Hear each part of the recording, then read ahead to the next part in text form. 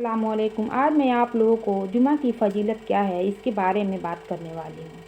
अल्लाह के नबी सल्लल्लाहु अलैहि वसल्लम का इरशाद है, अगर कोई शख्स जुमा के दिन सूरह कहफ की तिलावत करता है तो उसके अगले जुमा तक के तमाम गुनाह को अल्लाह तबारक व तआला माफ़ कर देता है और अल्लाह तबारक व तआला उसकी ज़िंदगी को रोशन कर देता है।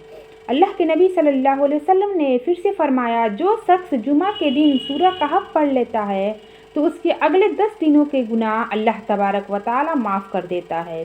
एक रिवायत में यह भी आया है कि अगर कोई शख्स मर्द हो या औरत जुमा के दिन सूरह कहफ की तिलावत करता है तो अल्लाह तबारक व तआला उसे दज्जाल के फितनों से भी महफूज रखता है।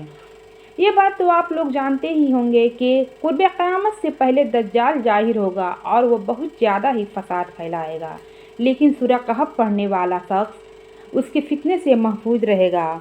हमें सूरह कहफ की तिलावत पाबंदी के साथ करना चाहिए। और जो शख्स सूरह मुल्क पढ़ लेता है, अल्लाह तबारक व तआला उसको कब्र के अज़ाब से महफूज कर देता है। हदीस में आया है कि यह सूरह क़यामत के दिन अल्लाह तबारक व तआला से पढ़ने वाले की सिफारिश करेगी, बल्कि अल्लाह तबारक व तआला से जिद करेगी पढ़ने वाले की बख्शिश के लिए। और जब तक अल्लाह तबारक व तआला से पढ़ने वाले की बख्शिश न हो जाए तब तक यह सूरत जिद नहीं छोड़ेगी। यानी कि जो शख्स यह सूरत पढ़ता है उसकी बख्शिश अल्लाह तबारक व तआला से वह सूरत हर हाल में करा लेगी। बस ये अल्लाह तबारक व तआला हमारे पैगम्बर है मोहम्मद मुस्तफ़ा सल्लल्लाहु अलैहि वसल्लम पे जो कुरान नाजिल किया है वह हमारे लिए किसी नेमत से कम नहीं है। कुरान से कोई भी ऐसा मर्ज़ नहीं जिसका इलाज ना हो। सही बुखारी का हदीस है कि अल्लाह के नबी सल्लल्लाहु अलैहि वसल्लम ने फरमाया, जुमा के दिन हर बालिग मर्द हो या औरत उसके लिए गुस्ल करना और मिसवाक करना ज़रूरी है।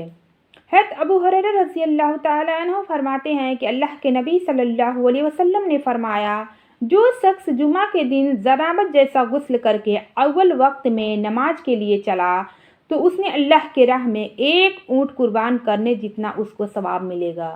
और अगर कोई शख्स दूसरे वक्त में चला तो अल्लाह के राह में उसको एक गाय कुर्बान करने जितना सवाब मिलेगा।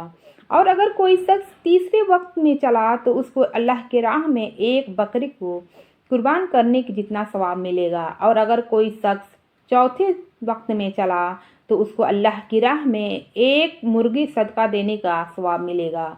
और अगर कोई शख्स पाँचवें साथ में चला तो उसको अल्लाह की राह में एक अंडा सदका करने जितना सवाब मिलेगा। और जब इमाम मिंबर पर आकर खुतबा पढ़ने लगते हैं तो जो फरिश्ते ये नेकियां लिख रहे होते हैं वो उस सफ़े को लपेट देते हैं और इमाम की खुतबा सुनने में मसरूफ़ हो जाते हैं। हज़रत सुलेमान वारिस रज़ी अल्लाह तआला अन्हा बयान करते हैं, मैंने अल्लाह के नबी सल्लल्लाहु अलैहि वसल्लम से सुना है, जो शख्स जुमा के दिन गुस्ल करके पाकी हासिल करे और पाक कपड़ा पहनकर घर में तेल सुरमा जो कुछ भी मौजूद हो उसको लगाए और नमाज के वास्ते चले, किसी के लिए उसके दिल में कोई बुराई न हो और न ही उसका कोई तफरीह का इरादा हो, तो खुतबा सुने खामोशी के साथ और नमाज अदा करे, ऐसे आदमी का जुमा से लेकर अगले जुमा तक के तमाम गुनाह अल्लाह तबारक व तआला माफ़ कर देते हैं। जुमा की इबादत जुमेरात के मगरिब से लेकर जुमा के मगरिब तक की जा सकती है। अल्लाह के रसूल सल्लल्लाहु अलैहि वसल्लम ने इरशाद फरमाया, जुमा में एक ऐसा वक्त आता है जिस वक्त अगर कोई इंसान अल्लाह तबारक व तआला से किसी चीज़ के लिए दुआ मांगता है तो अल्लाह तबारक व तआला उसकी उस दुआ को कबूल फरमाता है। अस्सलाम वालेकुम। लेकिन वह वक्त 24 घंटे में कब आता है ये किसी को मालूम नहीं। हाँ, बाज़ उलमा इसको कहते हैं कि जुम्मा के दिन असर से लेकर मगरिब तक दुआओं की कबूलियत का वक्त होता है, लेकिन कोई यकीन के साथ यह नहीं कह सकता कि वह वक्त कब होता है।